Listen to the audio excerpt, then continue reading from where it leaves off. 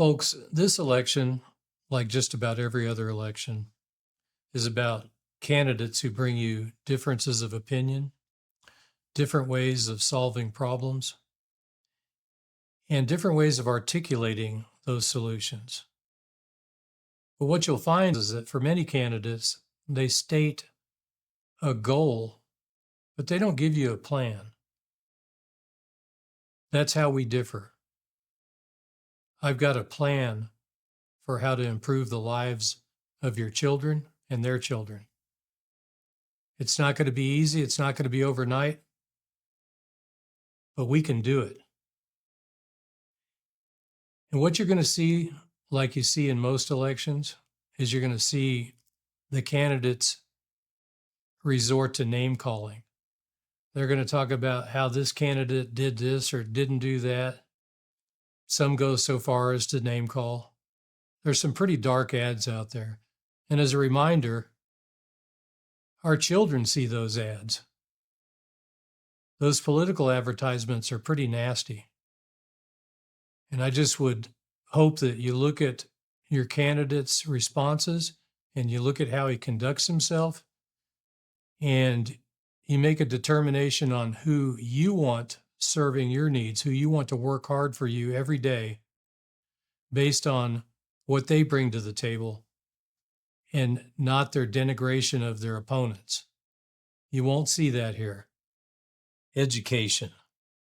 The education of our children is the single most important thing that we can do for the long-term survival of this country. We have done a terrible job of educating our children. We've had to import people from other countries because of the lack of education of our children. I will bring the focus on our children's education to Washington for each and every child. My plan involves teaching children in the first grade nothing but math, English, and writing, interspersed with multiple periods of activity on the playground or in the gymnasium. What we've allowed to happen is a distraction for our children. We must have focus on math. We must have focus on English, and we have to get these kids out of the classroom during the day. Young children, particularly young boys, have to burn off that energy. What we've done is we've created a system that does not allow them to do that. And we've supplemented that lack of activity, or we've replaced that lack of activity with drugs. So the young boy is meant to sit in the class or made to sit in the class, and he starts fidgeting. They diagnose him with ADHD and they start pumping drugs into him. I believe that prescription drugs are the gateway to illegal drugs. I believe that with what the schools are doing now, with what the pharmacies and the doctors are doing to our children, that they are opening that door for illegal drug use. These pharmaceuticals are not meant for these young children. We've got to fundamentally change the way that we educate our children, and I will help us do that. And Karnes County, Wilson County, Guadalupe County, Bexar County, they are a microcosm of what's going on in America. And we need to make sure that we don't have happen to us what has happened to some of these inner cities, these metropolises. Hi, I'm Mark Eberwine, and thank you for visiting my website. Today, I want to talk to you about the differences between the candidates for the U.S. House District 35 race this March, and then again in November. There are surveys that get sent to all of the candidates, and those surveys are very helpful. If you'll read the questions and read the candidates' responses, you can see what separates us. This allows you to make the best choice for your children, your family, and future generations of your family. It is one thing to state a goal, and it is something else to deliver a plan for achieving that goal. Everyone wants border security, everyone except for the Democrats. And everyone wants lower property taxes. a better education system for our children, lower prices at the grocery store. In the next few videos, I'm going to talk to you about each and every one of those issues. What I'm going to start out with is a questionnaire that was given to all of the candidates so that you might see our responses and better differentiate between us. I believe the other candidates to be good people, but I know that I have a better plan. I have a plan, period, for making your life more prosperous, and that and the lives of your children more prosperous. So what I'm going to do right now is I'm going to read from a candidate survey the questions that they've asked, and they've asked this of all the candidates, and you're going to hear my responses. Qualifications. What training experience and characteristics qualify you for this position? I can tell you that I'm a small business owner, and for decades, the challenges I faced are mirrored in the lives of small business owners across America. My experience lies in the years of seeing the American worker who was discarded in favor of the low-wage immigrant, and our nation's school teachers being underpaid in overcrowded classrooms, and where sexual exploitation of our children, our nation's children, is perpetrated right before our eyes. I've spent countless hours in arbitration and the court system as an expert in construction defects cases. I am more than qualified to go head-to-head, toe-to-toe against my political opponents and those that would work to make this country a more dangerous country. We've been asked, all of the candidates have been asked to answer the question, what are the top 3 issues you would like to address if elected? Number 1 is education. Our children are our only hope for our nation. The ways we prepare our children, our nation's children, is the genesis for failure or prosperity. Importing people from other countries because we failed to educate and prepare our children is so wrong. We need to increase the statute of limitations for crimes committed while in political office and after leaving political office. This is so important. The system that we have now, invariably the statute of limitations runs out, and gosh, we could have prosecuted them, but the statute ran out. These people that would put their interest in front of America's interest, they need to go, and the country needs to be able to have a means of prosecuting them. We need to increase that statute of limitations to 12 years. Term limits. We must have term limits. A company, a corporation that has people working for it, when there's turnover and the brighter minds with the fresh ideas, a clear perspective on what the immediate future holds, those are what make the company thrive. And our country needs the same thing. We need fresh ideas. That doesn't mean that the candidate has to be a 12-year-old, doesn't mean they have to be a 20-year-old. It means that we have to have people that have had life's experiences that have shaped their thought processes so that they have a clear vision of what this country needs to take care of primarily our nation's children. The balance of power. The question posed to the candidates was, what do you see as Congress's role in maintaining the checks and balances of the 3 branches of government? This is real simple. Congress's role should be that of the will of the people. And my answer is Congress's role in maintaining checks and balances among the 3 branches of government should be firmly in the hands of voters. There's a plurality of members of Congress on both sides of the political aisle that spend more time defending their political party's turf than they do working to strengthen America. Folks, that's got to stop. Our nation's founding fathers, having just endured the tyranny of government, knew all too well what government becomes. The greed of corporate America has hijacked the United States. Immigration reform. The question posed to the candidates, all of the candidates running for this District 35, was what immigration reform legislation, if any, would you support? And my answer is immigration reform legislation in many circles, in many arenas, is code for amnesty. How'd that work out for the American citizens the last time we did that?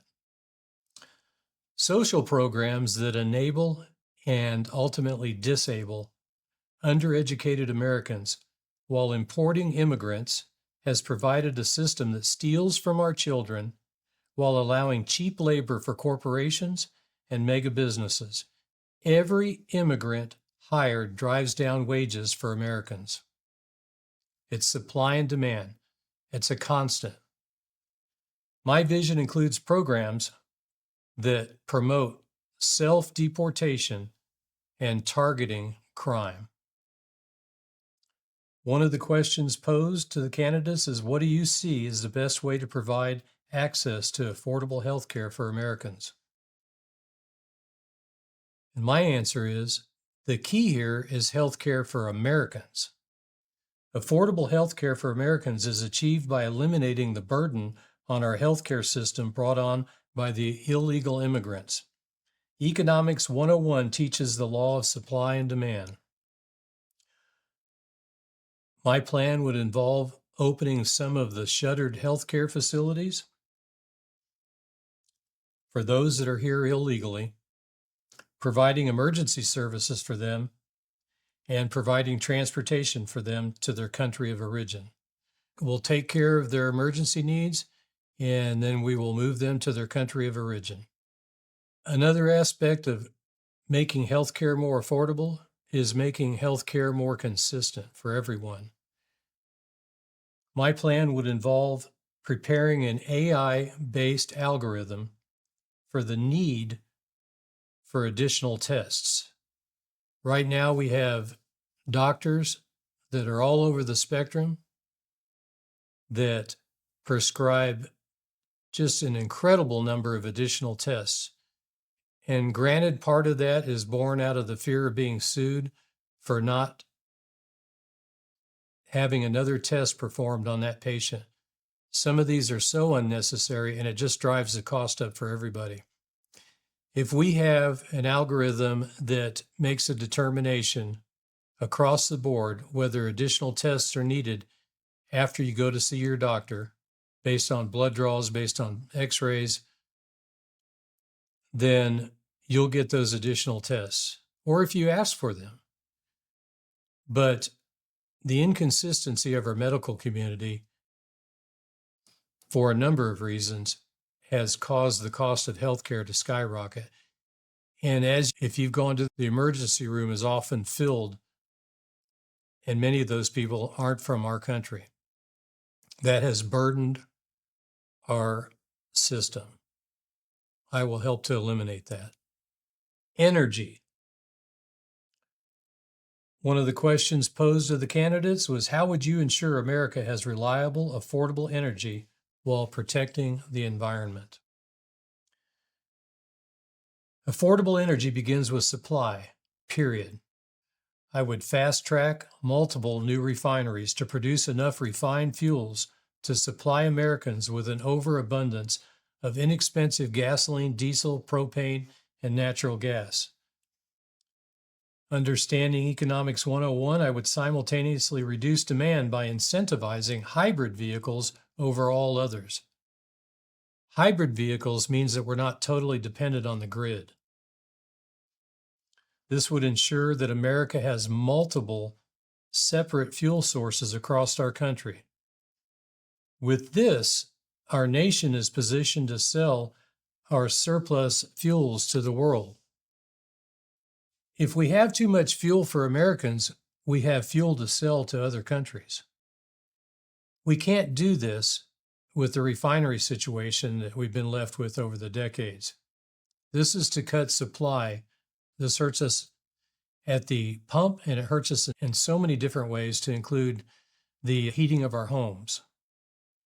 And We can take care of this by drilling and refining and cutting consumption and selling the excess to other countries and bringing that revenue over here.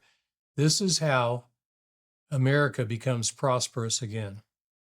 Long-term prosperity for you and for your children and for their children. One of the questions in the survey for all candidates was, what does Congress need to do, if anything, to protect our democracy and restore faith in our institutions? And the answer is term limits. Congress has failed America's children and America's prosperity. Individually and collectively, every member of Congress has been responsible for $38 trillion of debt. Congress took the blood of our fathers, our brothers, and our sisters and gave it to corporations under the cloak and guise of green energy, nation building, save the world, etc. We must force term limits on Congress. We must allow the brightest of minds to produce prosperity, not debt, for each and every American. And the way we do this is we bring new people into the fold. You can visit my website for a form that hopefully you can present to your potential congressman and ask them to sign that under oath that they will vote for term limits in the upcoming legislative cycle.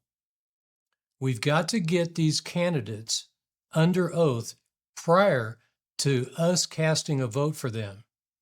They make these promises, they state these lofty goals, and they get in office, and you can see through decades and decades of their handiwork what happens. We have these billion-dollar and trillion-dollar bills that are so stuffed with theft and fraud that our children are going to have to claw their way out of this debt if they can. Folks, we can't continue down this path.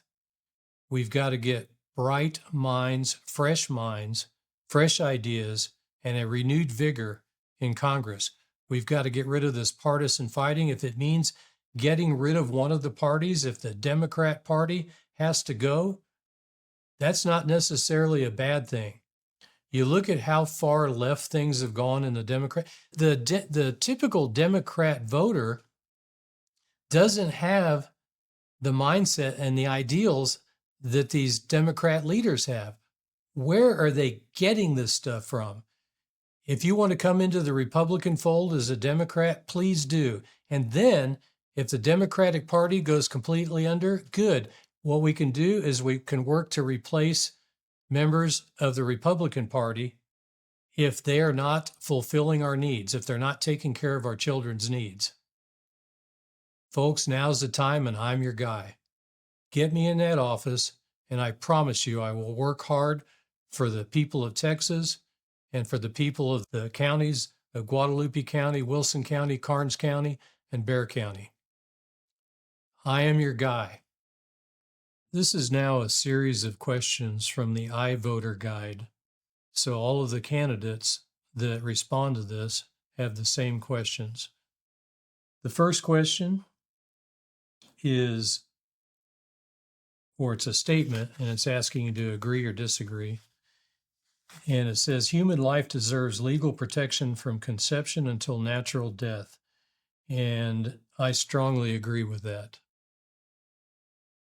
The next question is, the lives of human embryos created through artificial methods ought to be protected from purposeful destruction. I should say that's a statement, and they're asking whether I agree or disagree. And my response is the question's too open-ended. There are all kinds of ways to create human embryos. And so that question, I can't answer it. You have to be more specific, or that statement, for me to agree with it. The lives of human embryos created through artificial methods ought to be protected from purposeful destruction. And it's asking me, do I strongly agree or disagree or mildly agree? And my response is the question's too open-ended. There is just too many shenanigans that go on in the laboratories with human fetuses and embryos.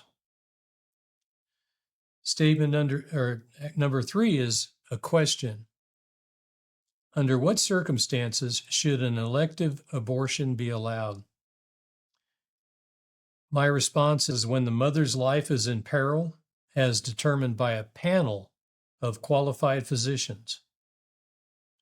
As a nation, we must put together a system of support and adoption options for unwanted pregnancies.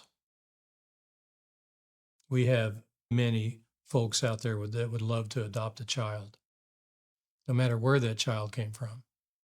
Number 4 is abortion providers. Abortion providers, including Planned Parenthood, should receive taxpayer funds from federal, state, or local governments, including Title X grants. And I strongly disagree with that. And I'll tell you why. Utilizing taxpayer dollars, for one, the sanctity of life. We're killing these children before they have an opportunity to experience the world and life as we know it. But from a legal argument, I would say that utilizing taxpayer dollars that are provided by Christians and other like-minded religions who are opposed to abortion is, in my opinion, a violation of the separation of church and state. I believe this to be a violation of the separation of church and state. Think about this. Your tax dollars, if you're opposed to abortion, your tax dollars are going to provide abortions? This is ludicrous. We must do away with this funding. Survey question or statement number 5 is the Comstock Act. The Comstock Act, which bans interstate transportation of abortion-inducing drugs, should be enforced. And I strongly agree with that. Unless the abortion-inducing drug is deemed to be the safest method of saving the mother's life in the event of a perilous pregnancy, as determined by a panel of qualified physicians. We have to have a uniform system across our nation that has qualified physicians that make determinations in toto, in mass, much the entire Circuit Court of Appeals, much like the Supreme Court. They make these decisions based on the facts presented, not based on whether or not they have liberal leanings or conservative leanings. It has to be purely for the mother's health. The next statement is free enterprise. Free enterprise and the right to private property are essential elements of a productive economic system, and I strongly agree with that. I'll qualify that with property taxes are patently unfair for those over 65, for the disabled, and many others. And with this, property taxes should be eliminated entirely for every homeowner and replaced with a consumption tax. This is the fairest way to tax our citizens. With property taxes, there's a significant hindrance on the rights of being a property owner. Free enterprise in the form of corporate Bahamas will end homeownership as we know it. Free enterprise does not include government bailouts. Folks, what's happened to the American dream is we now have corporations that are buying up blocks and blocks of neighborhoods. They're using algorithms. They're looking at the economic cycles, what's going to happen with their inside track on what's going to happen to the interest rates. And they're driving the price of housing out of the reach of Americans. And this just doesn't affect people that want to own homes. It affects renters as well, as does the illegal immigration. We have millions and millions of people that we have housed. We have motel rates that have gone up. We have the Airbnb rates that have gone up, the long-term rentals, and the cost of owning a home has skyrocketed dramatically. Folks, we've got to have checks and balances on corporate America when it comes to homeownership when it comes to the American dream. We've got to replace the actions of the Fed and their willy-nilly raising and lowering of the interest rates based on their whims, based on what they feel the economy is doing or is going to do, the guesses that they make. There is a better way of doing this, and I outline this on my website. Visit my website for not only goals, but plans to get there. It's time, folks. It's time we revamp the government and its relationship with some of these huge corporations. Help me do that. Taxes. The next statement is, people who can afford to pay more taxes should do so in order to provide relief for working families. Now, I have no doubt that when I just read that statement, which is a statement from the iVoter Guide, that someone out there is going to monkey with this audio and this video, and they're going to attribute that statement to me. And it could not be further from the truth. I strongly disagree that because you make more money or you have more money, you need to pay more taxes. You cannot tax your way into prosperity. And my response is, our country, no country can tax its way into prosperity for all. Criminally prosecuting theft and fraud committed by large corporations and elected officials is the number 2 solution for the United States for bringing prosperity back to our country. What's the number 1 answer, solution, you ask? It's completely revamping our education system. Completely revamping it. By focusing on the 3 R's, reading, writing, and arithmetic. Your parents learned it, their parents learned it, and their parents learned it. We've gotten away from that. You have to have math skills and communication skills to succeed in life in this country and to make your country succeed, to make your country prosper. We have to bring math, English, and writing to grades 1 through 5. And I have a specific plan for that for all of our children. Visit my website for that. Folks, this is how we level the playing field. When you educate our young, when their minds are most capable of absorbing facts and figures from the 1st through the 5th grade, when you do that, that's how you make this country prosper. You don't throw social program money at someone that doesn't have any math skills. Nothing will change. The only thing that'll change is when we focus on our kids' education, when we quit indoctrinating them, when we don't bring sex into the classroom of a 1st grader, a 2nd grader, a 3rd grader, a 4th grader, a 5th grader. They should be learning math, English, and writing, and economics. Folks, if we teach math to our young at an early age, and we introduce America and commerce to those young children in the classrooms, and we teach economics to those young children with those math skills they've acquired and with the communication and writing skills, we have leveled the playing field. We will see the fruits of our labor. That is the only way to bring this country back, is investing in our children in a methodical, fact-based, and as we all know, math is not corruptible. Sure, you can change the statistics, but the basic math, that's the building block for prosperity. When you understand how commerce works and you understand what savings is about and what something really costs, that makes you a formidable opponent, even as a child, against these corporations. Folks, you need to get me into that office, and we need to do it now.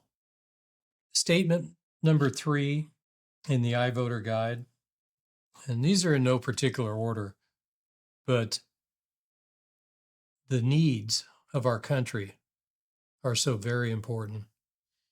Number 3, the statement says the government should cut spending in order to reduce the national debt.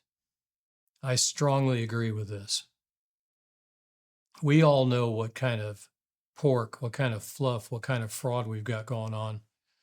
Those printing presses, printing that money, are running 24/7. And it allows for such easy theft of our children's future. My response is I strongly agree. We need to cut that debt. The government must claw back the trillions of dollars that large corporations have pilfered from our children's future. And this won't happen unless and until we imprison upper management in our large corporations. Our current system rewards corporate fraud, always allowing the corporation to pay a fine in lieu of going to prison, never having criminal prosecutions that result in prison time. And what this amounts to, folks, is this amounts to a backdoor tax. What we have in America right now is we have the government allowing corporations to commit fraud on a daily basis.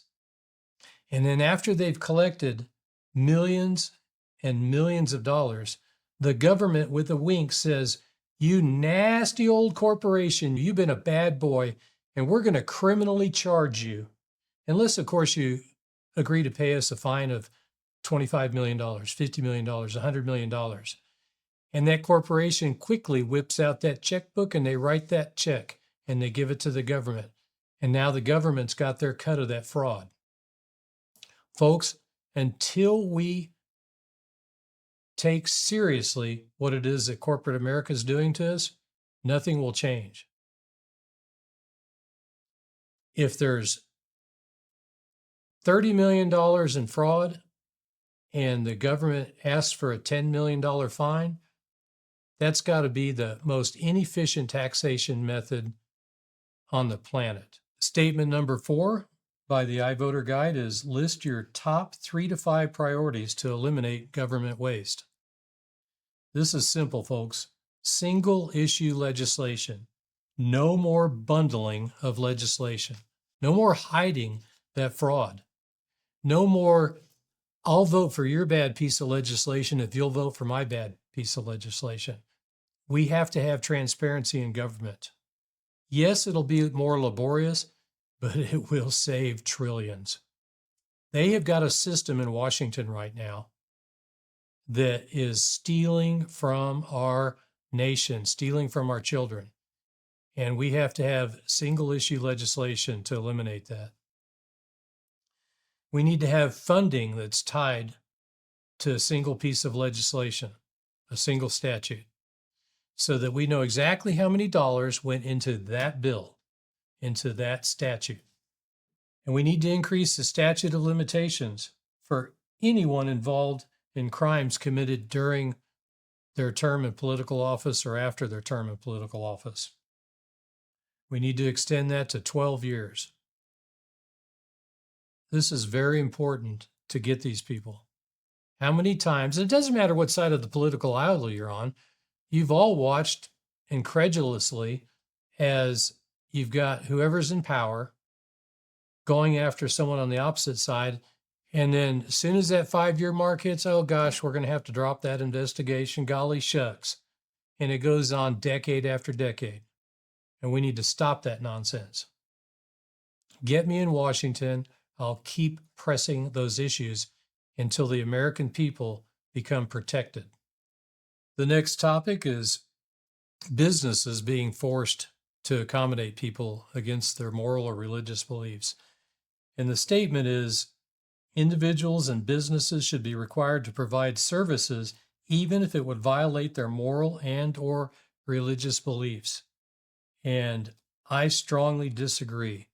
If you have a business and your religious beliefs do not allow you, your values do not allow you to perform a particular function or to bring services to someone that you disagree with based on your religious grounds, you should have the right to not serve them. You should have the right to not conduct business with them. Now look, this is really simple. If you don't want to serve somebody because of the color of their skin or because of their accent. Word will spread and your business will go out of business. I'm talking about those instances where there's something fundamentally wrong with what the person is asking you to do. You should be able to turn them away. The next subject's in the form of a question. What does separation of church and state mean to you? And my response is that this question is too vague. It's too open-ended.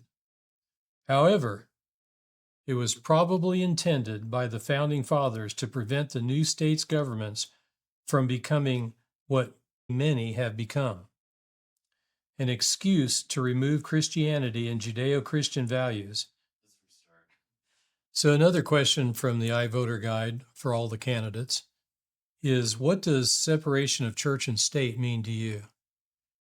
And my response is that this question's too vague.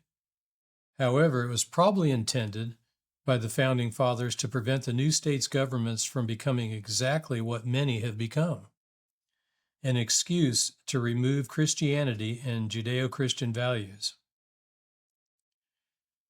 All over America, there's an attempt to erase religion.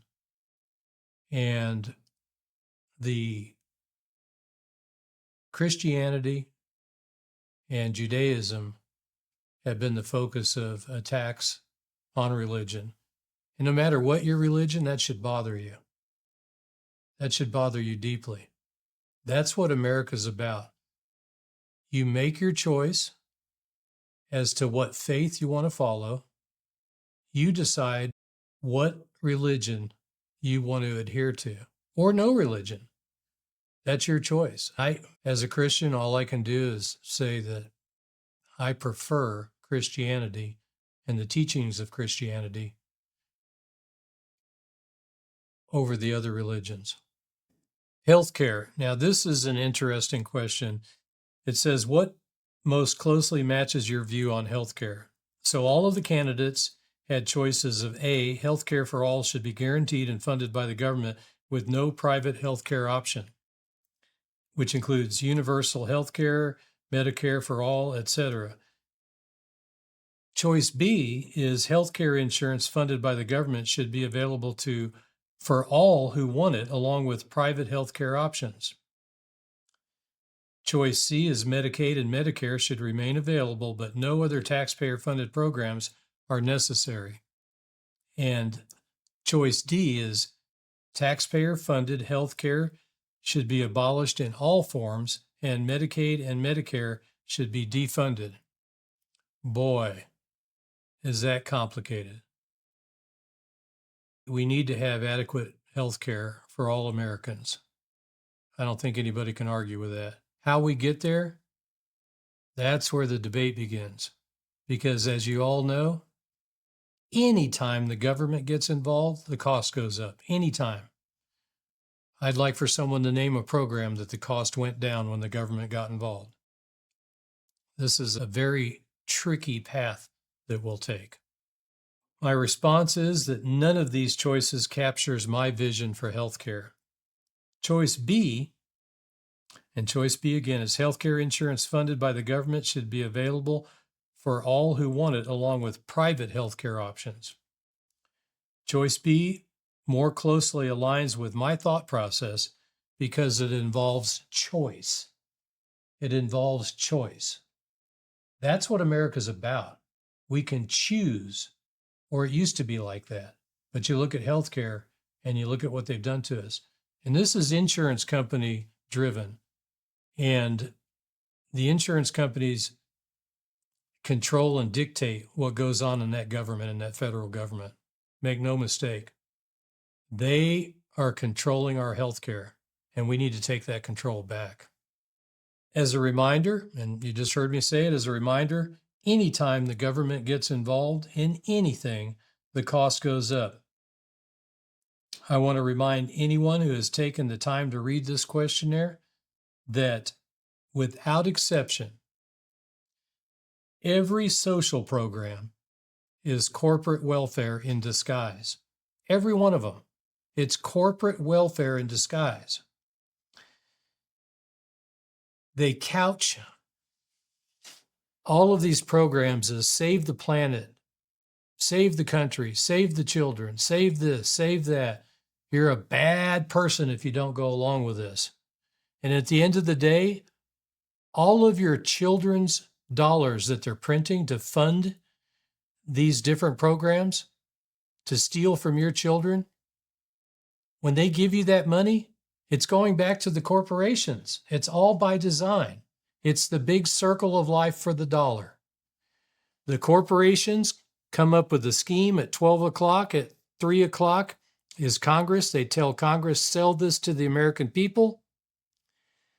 Congress sells it to the American people under the guise of save the planet or whatever it is. Then they come down and they print your children's future and they give it to you under the guise of helping you, knowing full well it's going right back to the corporations. That is the entirety of the economic cycle on all these programs. And oh, by the way, whenever those monies are spent, it creates tax revenue, sales tax revenue. So the government's got a little bit of extra funding there. None of that goes back to your children. It goes to operate more government programs to fund more government spending. Folks, every one of you on both sides of the political aisle, if you're wondering, are you going to vote for a Democrat or a Republican? Then I would tell you that you need to look closely at all of these programs. This is a statement that the candidate is being asked to agree with or disagree with. The government should keep a database of people with ongoing medical illnesses to assess the economic burden of treatment. I strongly disagree with that. I strongly disagree. My response is the government needs to stay out of being in the database and personal information business. As always, nothing good can come of it. The answer is criminal prosecutions and prison time for anyone involved in fraud. The answer is securing our borders and removing millions of people from our country that are the biggest burden on our healthcare system. It's supply and demand. The more people that are in those hospitals, the higher the cost, the less care that we as Americans get, the more housing costs there are, the more everything costs. I maintain that the future is going to be algorithms, AI if you will. We use those algorithms to determine future tests. And we make a consistent determination for the need for follow-up examinations, follow-up tests, so that across the board, we eliminate the fear for these doctors for not ordering enough tests or they're going to get sued. Everyone listening to this knows that they've asked themselves when they're at the doctor's office, why am I getting this test? Why am I getting this scan? Why am I being prescribed this? Folks, this has got to stop. You heard me say it earlier. I believe that the gateway to illegal drug use is the prescription drugs prescribed to our children. The prescription drugs prescribed to our children. That opens that door. That makes an altered state of consciousness the norm. And the next step is those illegal drugs. Folks, we've got to fix the problem at the root of the problem. That's this healthcare system and the education system of our children.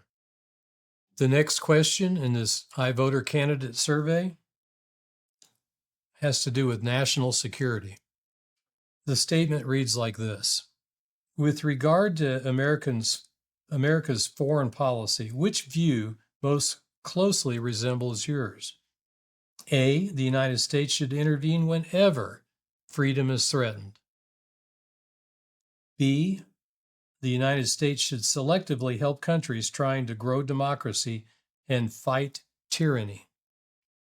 C, The United States has become too involved in others' policies and should remain focused on issues regarding our own sovereignty unless in imminent danger.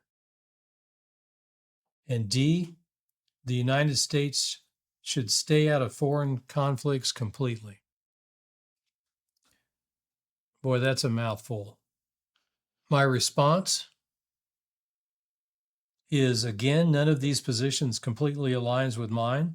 C approaches my view, and I'll read C again, and that is the United States has become too involved in others' policies and should remain focused on issues regarding our own sovereignty unless in imminent danger. Our children and our grandchildren have been forced to fund multiple conflicts, multiple wars, nation building, however you want to describe it, with the same result. Our young men and women die or become maimed. Psychological scars, failed regimes, failed nation building, etc. This goes on, conflict after conflict. Meanwhile, the dollars keep flowing to the corporations. If we are attacked, swift retaliation with surgical precision. Get in and get out. It should be very clear. We don't go in and do nation building. We don't look for excuses to ship billions of dollars to other countries. We make it clear when you attack our interests, it's a surgical strike or surgical strikes, and very few boots are on the ground, if any. So many of our finest messages in military warfare have been sent without putting a troop on the ground. We've got to quit looking for excuses to bring our children home in body bags and to have a lifetime of psychological scars, PTSD, if you will. Folks, that's a great question for a candidate. How is your candidate answering that question? Folks, you need me up there to digest what it is that those corporations are feeding us and to reject this willy-nilly conflict and funding of the conflicts. It's got to stop. The next iVoter Guide statement reads as follows. The Chinese Communist Party poses serious military, cybersecurity, intellectual property, and global economic threats to the United States. Of course they do. My answer is that I strongly agree. And where do I start? Folks, pay close attention to this. Pay close attention. Obama pardoned and commuted the sentences of deserters and traitors. The message that he was sending, it will be okay for you if you're a military deserter. It will be okay if you betray your country. The punishment won't be that bad. It is no wonder why so many of our nation's secrets are being peddled to the Chinese and other countries. It's no wonder. When you're the president of the United States and you send messages like commuting the sentence or pardoning someone that's betrayed our country, do you think that president was doing it for that person? No.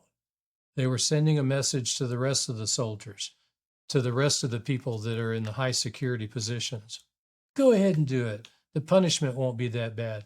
My position, that punishment needs to be swift and exact. I think we all know this is necessary to protect the interests of America. The next issue comes in the form of a question. Is the United States' relationship with Israel important? And if so, why? Of course it's important. However, we've found multiple clever ways yet to spend yet more of our children's future. Until American citizens have a dollar-by-dollar accounting of where the billions upon billions of dollars are being spent, and why much of our country will be doubtful that this is anything more than a money grab and another chapter in nation building. I am tired of the smoke and mirrors. My friends are tired, and hopefully the voters are ready to usher in fresh ideas and strategies. The theft of America and the theft from our children takes on many shapes, has many faces. There's many excuses, and we have to make sure that when we're protecting Israel, that it's done in the most efficient manner possible. The next issue is a statement.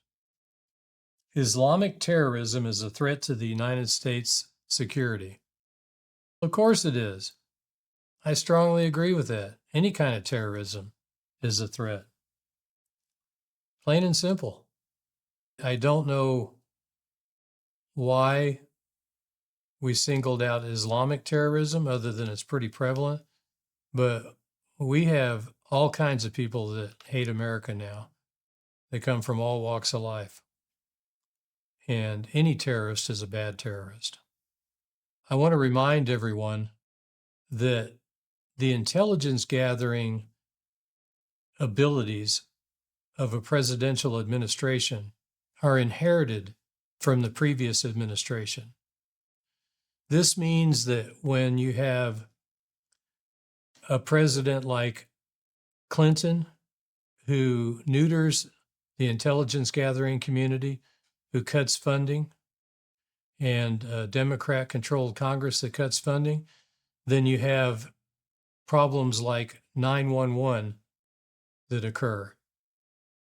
And then when you have that funding restored and you have the intelligence gathering ability restored, and we have a really good idea of where our enemies are and how to deal with them, then the next presidential administration that doesn't have those goals enjoys the benefits of that previous administration. Osama bin Laden's a good example. Obama, during his administration, was fortunate enough to be able to take out Osama bin Laden, but he did that because of the intelligence gathering abilities that were put in place from the previous administration. Let's be clear about this. Everything that a president inherits either hamstrings him or helps him in his efforts to protect America. And it's the same way with the Congress that we elect. We have to have strong intelligence gathering. And you can't have people commingling illegal surveillance on Americans and using that as an excuse to cut surveillance on our adversaries. Don't let people talk you into doing that, saying, oh, if we have too much surveillance, it's going to hurt Americans. No, if we have too much illegal surveillance, that hurts Americans. Folks, we have to know what our enemy's doing. Plain and simple. The next subject is immigration. The question posed of the candidates is who should be allowed to immigrate to the U.S. and under what circumstances? And my response is that no one should be allowed to immigrate to the United States unless and until the total number of immigrants drops below the thresholds established by Congress in 1965. It was intended that a certain number of immigrants be allowed into the United States each year, and we far exceeded that. The 65 immigration reform legislation was meant to limit just how many people come in and integrate and assimilate in this country. Immigration reform legislation in many arenas is code for amnesty. Social programs that enable and disable undereducated Americans, and you've heard this in an earlier film that I've done, but I can't stress this enough. We don't educate our children, and then they're not capable of doing the work that's necessary in the high-tech jobs.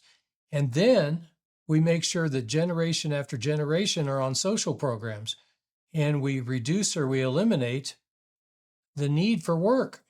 And then we import immigrants because we say no Americans will do the job. Of course they won't do the job. We haven't educated them, and we have social programs that cause them to sit at home watching video games. We've got to eliminate that. We see so much of that in the inner city. We see the manifestations of that. We see the drug use. We see the murders. And that's coming to a community near you unless we change things. And we're allowing these corporations to make excuses for bringing in cheap labor. And of course, for increasing the number of consumers. Every immigrant's a consumer. Every immigrant is going to buy food, is going to need shelter. Many of them will buy automobiles, and they drive the cost of the goods or services up for all of us. Make no mistake, there isn't a benefit to immigrants coming into our country at this point in time. There is not. We have to focus on our own children. Quit making excuses. Corporate America and government need to quit making excuses as to why we need to have immigration. American children first. Another statement that's posed by the iVoter Guide is, I support the existence of sanctuary cities to protect undocumented persons. I couldn't disagree more. I strongly disagree with that. It has caused these cities to be these festering wounds. It has caused so much discord in America. They absolutely do not have the right to shelter these people that have come into our country illegally. We have generations of Americans who waited in line, who did everything correctly, and who are hardworking, and then having children of their own that can't find work because the cheap labor is available for these corporations. Go to any home building site. Look and see who's building your houses, these disposable houses. It's not Americans. It's American-owned companies, but look who they've hired. So when your child has a hard time finding a job as an American, look no further than these mega corporations and the Congress that they support. Folks, it's got to change, and it's got to change now. The next iVoter Guide statement is, I support eliminating the Department of Education, the U.S. Department of Education, and giving control back to the states and communities. I've got a problem with the way that they've couched that statement. Now, I strongly agree that we need to eliminate the Department of Education, but the above statement commingles fact and fiction. The U.S. Department of Education and its role in education is a failure. However, this statement implies that the states weren't in control. The teachers' unions have for decades been in control. To be clear, I'm talking about the teachers' unions and not the teachers. There are hundreds of thousands of teachers that have been hamstrung by the current system, and they've been dictated to by the states due to the lobbying efforts of the teachers' unions. We've got a lot of beautiful, talented teachers out there that could provide the basics to our children to survive, thrive, and prosper. But the teachers' union have come in and they have destroyed the American education system. And if someone wants to argue with that, look at our ranking in the world, per student ranking in the world. We dropped from number 1 to, the last I stopped looking was like 38th. I think it was at the bottom of the states that were in the survey. Folks, it's horrible. And it's teachers' unions and the lack of action by the Department of Education. Visit my website for a detailed plan of how to educate our nation's children. The next statement from the iVoter Guide, asking for the candidate's opinion of the statement, is foreign governments should be prohibited from funding American education. And of course, I strongly agree. However, to be clear, if China or Saudi Arabia wants to write a check for hundreds of billions of dollars to be deposited in the United States General Fund, And with our government using those funds solely for the purpose of teaching math, English, and writing to American students, no strings attached, I'm all in. So yeah, they can write that check, but they can't dictate to America what it is that American students are learning at any level. At any level. We have to break the food chain. That food chain is the American education system. They have used it to indoctrinate our children all the way up through colleges. We have millions and billions of dollars collectively in these endowments, in these grants, and all they've done is teach American children to hate their country. We've got tens of thousands of people out there with liberal arts degrees. Oh my goodness. We've got to start that education early. We need to bring trade schools back into the school system. We need to teach these young children from the 6th grade on how to be electricians, HVAC technicians, engineers, how to work concrete, how to farm. We have to become self-sufficient again, and we have to have the knowledge base instilled in our children to do that. And we got to do it now. We can't keep waiting for something to just happen. We have to have a plan. I'm going to bring you that plan. Visit my website, and let's make it happen. Make me your congressman for District 35. The next statement in the iVoter Guide that they're asking the candidates to agree or disagree with says, attempts to physically or socially transition a child to the opposite sex constitute child abuse. And I couldn't agree more. I strongly agree with that. And not only do I agree with it, I've got some suggestions and solutions for that. As your representative of U.S. House District 35, I will bring legislation to the Congress and a strong suggestion to the President immediately for an executive order to remove any and all statutes of limitations for anyone involved in the transgendering of a child, to include the parents, the teachers, the counselors, the doctors, the hospitals, the insurance companies, and anyone else involved in the mutilation of our youth. So that when that child grows up and figures out what was done to them, they can go after the perpetrator's assets in perpetuity. In perpetuity. No statute of limitations. We are no longer going to allow our children to be sexually mutilated and have these doctors and these insurance companies and these teachers be satisfied with their efforts. It's going to cost dearly. And I promise you, when you get rid of that statute of limitations and you have that lifelong liability because you helped mutilate that child, that industry will die overnight. It will go away overnight. If you want, as an adult, when you reach adulthood, if you wanted to change your sex, if you wanted to undergo the operations that take place to transgender, you're welcome to do that. But don't make the rest of America pay for it. This should not go on in the military, and this should not go on in the civilian world. If you can pay for that, transgendering, go for it. But don't make the rest of us do it. And insurance companies that pay for it, as your representative, I'll push for cutting of funding to those insurance companies for participating in that. This is not socialized health care involving transgenders at any age.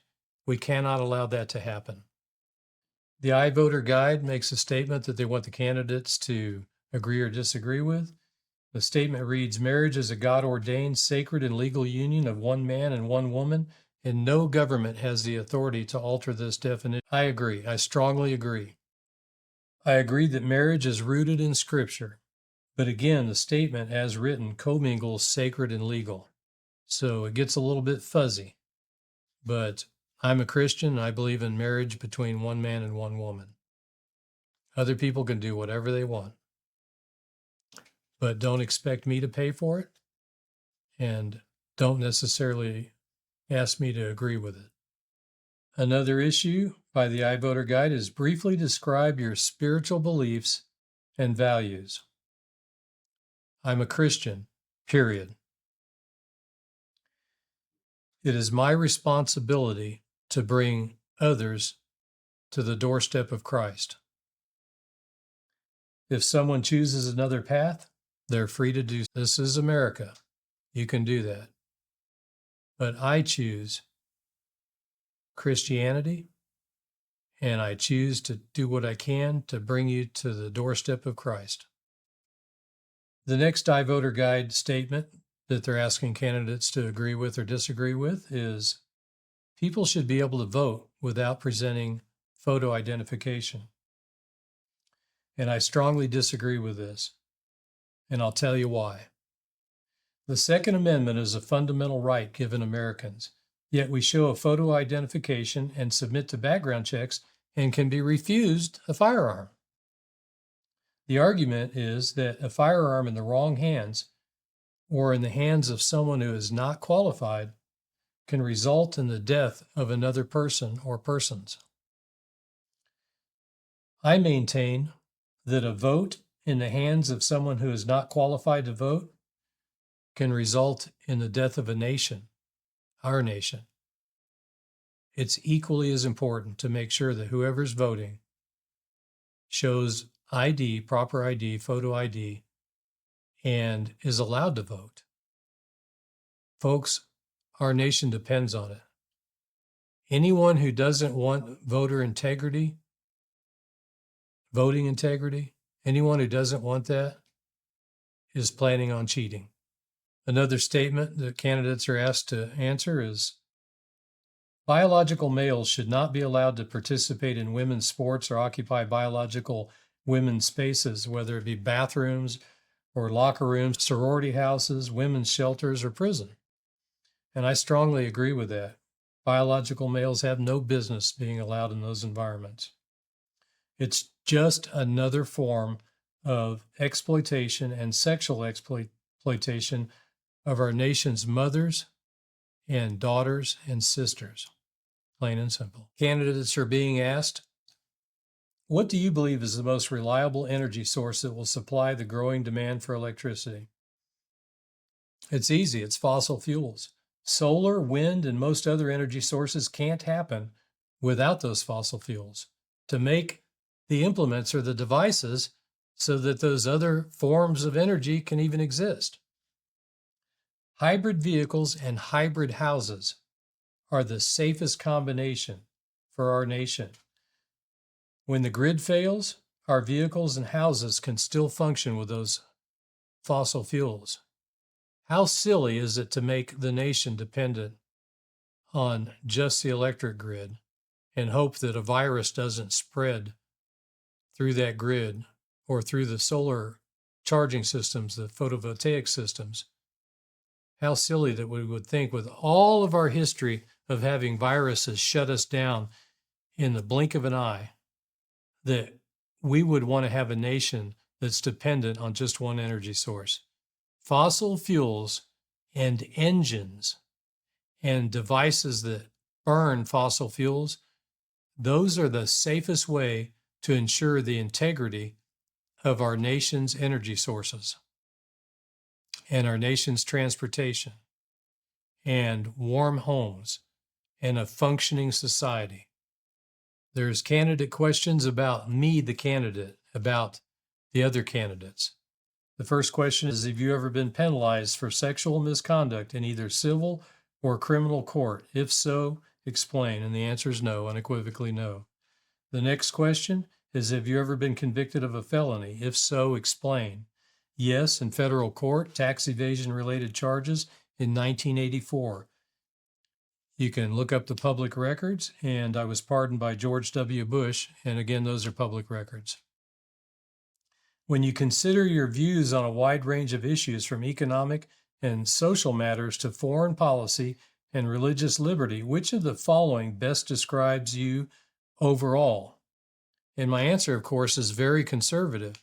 But this is a little curious because my question is, weren't all of the previous questions that were presented to allow our voters to make that determination, weren't they there for that very purpose, so that I didn't have to tell you I've been conservative, that you can come to that conclusion on your own?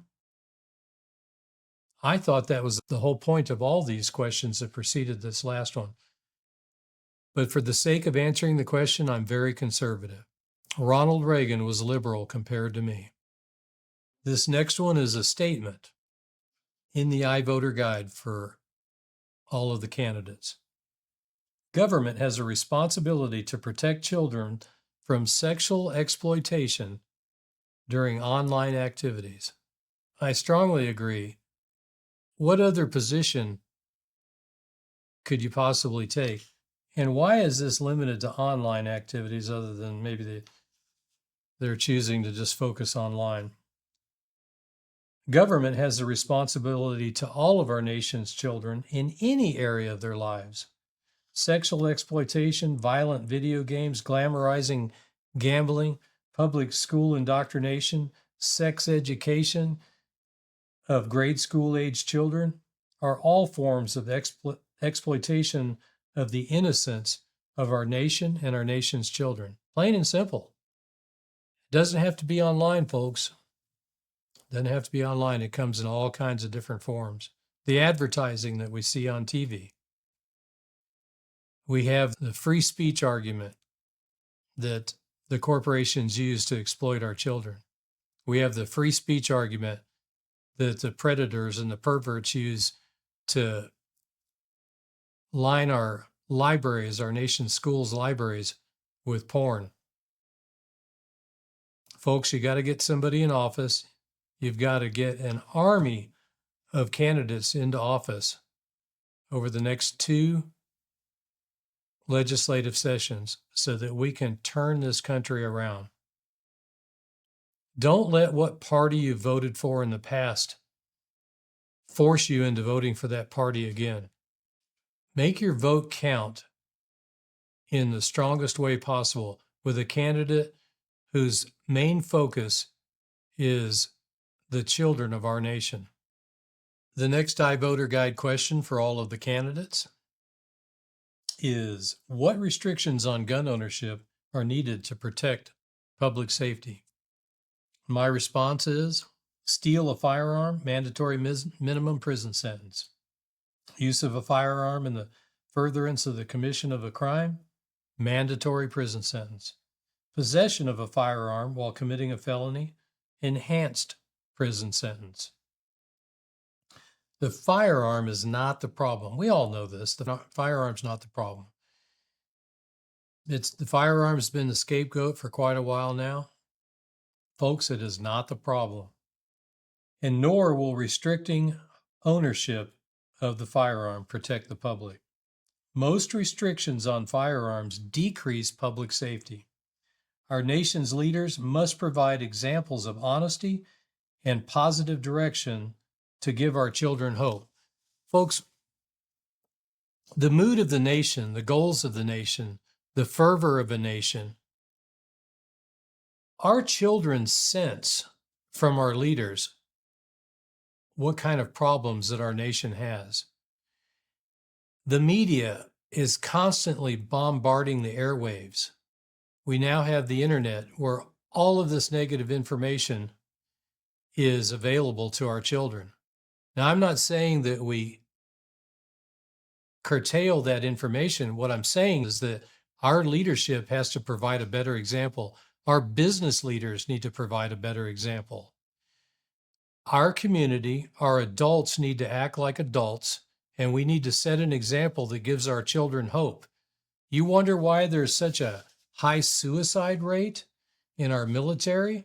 They go overseas, these young men and women, they go overseas and they see their friends killed and maimed, and they come back here and all they see is this boiling coming out of Washington.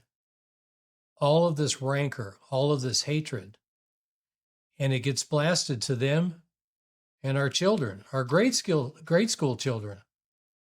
We've got to stop this nonsense. If we want to cut the suicide rate with our veterans, there's a number of things that we can do. But one of the things that we can do is we've got to quit having this negative news bombarding the airwaves day in and day out.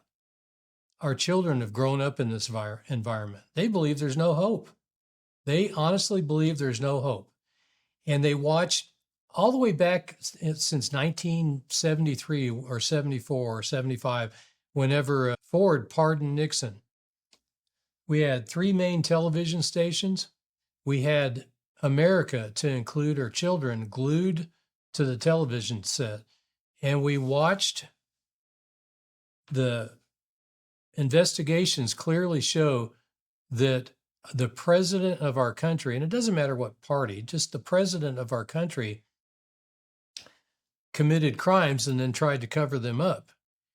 And then, just as importantly, we watched the next president pardon that president for those crimes.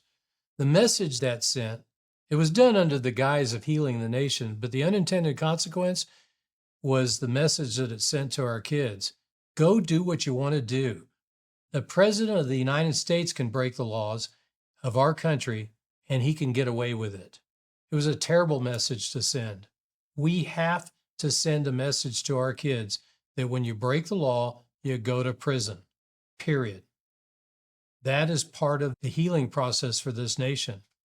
Taking away guns has never done anything. If you look at all of these mass shootings, they were gun-free zones. Gun-free zones. You got some security guy taking away the gun, checking for the gun, and there's no way to protect yourself. We all know deep down that when you take the guns away, only the bad guys have guns. The gun control needs to be in, if you use that gun for a crime, you go to jail. And you go to jail for a predetermined amount of time. That's the gun control. Hi, I'm Mark Eberwine. I'm a candidate for Texas House District 35 as your next U.S. representative for the counties of Guadalupe, Wilson, Karnes, and the eastern portion of Bexar County. I want to be that candidate that brings your voice to Washington. I want to be that candidate that unwinds the political system as we know it in Washington, that steals from you and your children. I want to be that candidate that gets a grip on immigration and all of the negative manifestations from that immigration, to include increased housing and food costs. And I want to show you, the voter, just how open I am about my views. I've produced a series of short videos for you. They'll follow this segment. And I want to ensure you that will continue in my time in your office serving you, the citizens of U.S. House District 35. Now, if you're watching this video and you're too young to vote, or you don't live in District 35, someone that does, please talk to your parents, talk to your friends about what you need, your needs for future generations of Americans. Our school system has failed you, and we can do better, and I'm going to help you do better. We all know that the future of our children is the future of our nation. When we empower them, when we educate them properly, when we give them math skills and we give them economic skills, we have a stronger America. That's how you level the playing field. You don't level the playing field by throwing social program money at people that don't have math skills. Folks, I can help our country, but you've got to elect me. And before you vote for me, I want you to watch these videos so that you know exactly how I'm wired, so that you know exactly what I bring to this equation, what I bring to this nation. We've got to eliminate property taxes. We've got to replace those taxes with a consumption tax, some other form other than penalizing homeowners. And if you're a renter, make no mistake, you're penalized as well, because those property taxes are passed on to you, the renter, you, the tenant, you, the person in the long-term lease. You absorb those costs as well. We've got to get rid of property taxes. We've got to improve education across the board for all Texans. We have to have election integrity. We have to have affordable housing. Now, make no mistake, the term affordable housing, that's code word for more builder profits. Watch carefully what gets done in Washington and watch what has been done as far as building in flood zones and building disposable houses that are made out of paper and allowing engineers to design minimally functional foundations that fail as soon as there's a big change in the moisture content in the soil. Look around you. Watch your local TV. You can't turn the TV on without seeing an advertisement for foundation repair companies. Folks, Texas has the highest structural failure rate in the nation, and it's because the building industry controls the Texas legislature. We need to, at the federal level, to have safeguards in place, to have guardrails in place that stop this nonsense. When you buy a home, when you put your hard-earned money down, when you obligate yourself to a 15, 20, or 30-year loan, you need to be insured that there are protections in place for you. If you watch and you look at how these homes are being built, they're being built largely by immigrants, and the warranties that are provided on those homes are nothing more than a list of disclaimers. If you don't believe me, go to your new house warranty and read it. Violent video games. We need to put guardrails up on these violent video games. For decades now, Congress has said there's no proof. But if there's no proof, then why the large increase in young children committing acts of violence? I maintain that it's a combination of the pharmaceutical drugs that they're introduced to, the lack of hope, the lack of a path to prosperity that's been given to us by our government for the last decades, and these violent video games. And I don't think anyone can disagree with me unless they're in a position to profit from that death, to profit from those video games. Trade schools. We have to reintroduce trade schools en masse to our public school system. Not everyone is cut out to be a mathematician or to be an English teacher or to run a computer. The earlier that we teach them those trades, the more we bring communities together. And I want to talk about the local community for a second. Your towns, your cities in Karnes County, Wilson County, Guadalupe County, and the smaller towns in Eastern Bexar County. Folks, if you have your neighbor, and you see this, but you don't see it frequently enough, if your next door neighbor is capable of doing HVAC work, they can help you with your air conditioning work. And if you have someone in your household that is capable of doing roof repairs or electrical repairs or plumbing repairs, then that gets the community, that gets the neighborhoods talking to one another. That forms a bond, a sense of camaraderie, instead of having to call someone from a large corporation to come fix one of your systems. The other thing that we need to do is we need to teach farming to our children. That needs to be one of the classes that's taught so that we decentralize the food supply for Americans. We need to allow chickens in neighborhoods so that we have decentralized egg source, decentralized source for chickens, and we need to bring the garden back into the backyard.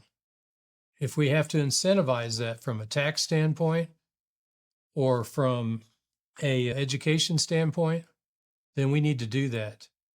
And that gets neighbors talking to neighbors. Because if you're growing the best carrots in the neighborhood, word spreads. And if you're growing the best peaches, the best potatoes, word spread. And that gets neighbors talking to neighbors. Folks, there's a path forward, and I've got it, and you'll have it. Elect me to be your next congressman of District 35. And please watch the following videos. Total transparency. Thank you. DEI. I want to address DEI for just a moment. I want to give you my thoughts about what DEI should be. Diversity. Diversity should mean finding different ways to love your country. That's what diversity should be. Equity. Your efforts most often equal your success. Inclusion. You demonstrate that you love the USA and you'll be included in the group of Americans that love their country. That should be what DEI stands for. Love of country and different ways of finding how to love your country. In this upcoming election, you're going to find what you find in every election. You're going to find differences of opinions. You're going to have candidates that view things differently, they express themselves differently. And you have to ask yourself, you want to get into just exactly what they're trying to convey to you. And you can only do that by listening to them carefully. And what should become abundantly clear is that candidate that best expresses how to make this country prosper, how to educate our children and cause them to have happy, wholesome lives